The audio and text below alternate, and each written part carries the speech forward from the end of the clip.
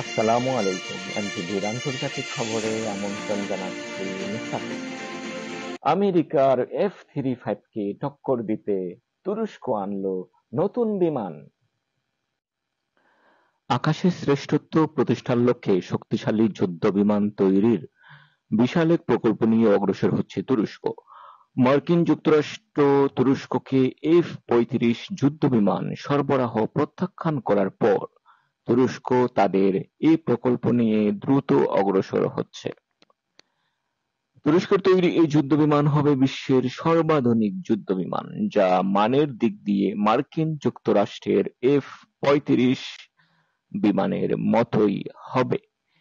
এই বিমান বানানোর কর্মসূচিতে আমন্ত্রণ জানানো হয়েছে মালয়েশিয়াকে। তুরস্ক নতুন এই যুদ্ধবিমানের নাম দিয়েছে টিএফএক্স বা টার্কিশ ফাইটার এক্সপেরিমেন্টাল। ডিফেন্স নিউজের খবরে বলা হয়েছে, এই বিমান নির্মাণে প্রাথমিক খরচ ধরা হয়েছে $50 বিলিয়ন বা 4,24,000 কোটি টাকা। তুরস্কের পক্ষ থেকে বলা হয়েছে, এই যুদ্ধবিমান হবে মুসলমানদের জন্য প্রথম শক্তিশালী যুদ্ধবিমান। 2019 সালের জুন মাসে প্যারিস এয়ার শোতে এই ফাইটার যুদ্ধবিমানের মডেল প্রদর্শন করা হয়। 2019 সাল পর্যন্ত বিশ্বের সবচেয়ে শক্তিশালী যুদ্ধবিমানগুলোর মধ্যে রয়েছে মার্কিন যুক্তরাষ্ট্রের F-22 র্যাপটর, F-35, ইউরোপের ইউরোফাইটার টাইফুন, ফ্রান্সের ড্যাস্টল রাফায়েল, রাশিয়ার এইচ-57, চীনের চেং-জে-20। এসব যুদ্ধবিমান স্টেলথ ফাইটার বা ফিফথ জেনারেশন যুদ্ধবিমান নামে পরিচিত। তুরস্ক নতুন যুদ্ধবিমান প্রকল্প নিয়ে অগ্রসর হচ্ছে, তা হবে এ ধরনের যুদ্ধবিমান, অর্থাৎ তুরস্কের নতুন এই যুদ্ধবিমান হবে স্টেলথ ফাইটার বা ফিফথ জেনারেশন যুদ্ধবিমান।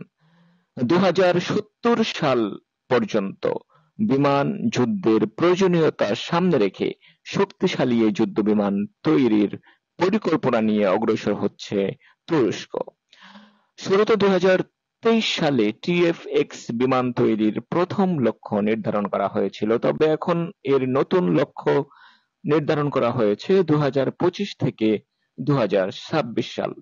অপরদিকে ডেইলি সাবাহর খবরে বলা হয়েছে, 2025 থেকে 26 সালে ইঞ্জিন পরীক্ষা করা হবে। ডিফেন্স নিউজ ও ডেইলি সাবাহর খবরে বলা হয়েছে, তুরস্ক এ সুদূরপ্রসারী কর্মসূচিতে অংশগ্রহণের আমন্ত্রণ জানিয়েছে এশিয়ার অর্থনৈতিকভাবে শক্তিশালী দেশ মালয়েশিয়াকে। এখন চলে যাচ্ছে বিরতিতে। বিরতির পর আরো খবর নিয়ে ফিরছি, সাথেই থাকুন। Crispy.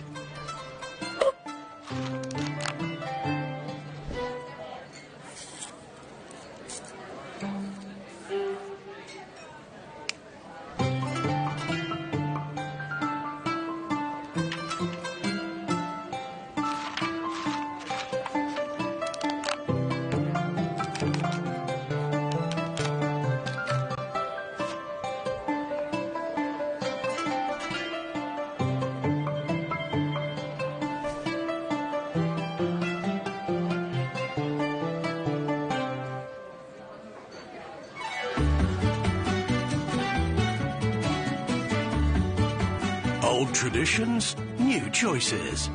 Enjoy it all as McDonald's brings you a delicious selection of the Macarabia, made with authentic Arabic flavors. Macarabia, true to tradition. সাথে থাকার জন্য ধন্যবাদ। ইরানকে নিয়ে বদলে যাচ্ছে আরব দেশগুলোর মনোভাব। সৌদি আরব, কাতার, কুয়েত, ওমান এখনো ইরানের পক্ষে নাকি বিপক্ষে?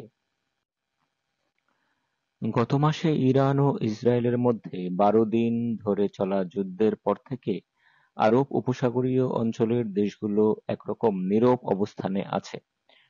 যদিও বিষয়টি অনেকের কাছে বিস্ময়কর লাগতে পারে।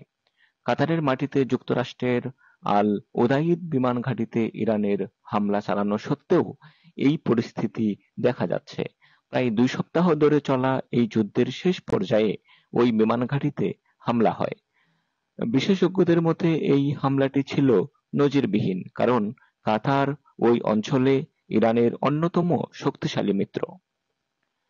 আরব উপসাগরীয় দেশগুলো আল উদাইদ বিমান ঘাঁটির উপর হামলার ঘটনায় তৎক্ষণাৎ নিন্দা করেছিল সৌদি আরব এবং আরব দেশগুলো, কিন্তু এই নিন্দা এবং হামলার খবর খুব তাড়াতাড়ি সংবাদ শিরোনাম থেকে হারিয়ে যায়। তাদের জায়গায় এমন রিপোর্ট আসতে থাকে যা ইরান ও প্রধান উপসাগরীয় দেশগুলোর মধ্যে গড়ে ওঠা নতুন কূটনৈতিক সম্পর্কের দৃঢ়তাকে তুলে ধরে। এখন প্রশ্ন হলো, এই সংঘাত ইরানের সঙ্গে উপসাগরীয় দেশগুলোর সম্পর্কে কেমন প্রভাব ফেলেছে? সৌদি আরবকে যদি বলি, ইসরায়েল ইরান সংঘাত এবং আল উদাইদ ঘাঁটিতে ইরানের হামলার পর সৌদি আরবের প্রতিক্রিয়া থেকে বোঝা যায় তারা ইরানের সঙ্গে সম্পর্ক বজায় রাখতে আগ্রহী। কাতারের কথা যদি বলি, কাতারের প্রধানমন্ত্রী ও পররাষ্ট্রমন্ত্রী শেখ মোহাম্মদ বিন আব্দুর রহমান আল থানি বলেছেন, এই হামলার ফলে ইরানের সঙ্গে কাতারের সম্পর্কের উপর নেতিবাচক প্রভাব পড়েছে, তবে তিনি আশা প্রকাশ করেন যে সম্পর্ক আবার স্বাভাবিক হয়ে যাবে। এখন আসি সংযুক্ত আরব আমিরাতে। সংযুক্ত আরব আমিরাত বা ইউএই হলো কিছু গুটি কয়েক আরব দেশের মধ্যে একটি, যাদের ইসরায়েল ও ইরান দুই দেশের সাথেই সম্পর্ক আছে। এই কারণে তাদের জন্য কোনো এক পক্ষ বেছে নেওয়া কঠিন হয়ে পড়েছে এবং তারা সবার আগে শান্তি এই পররাষ্ট্র নীতি অনুসরণ করতে বাধ্য হয়েছে।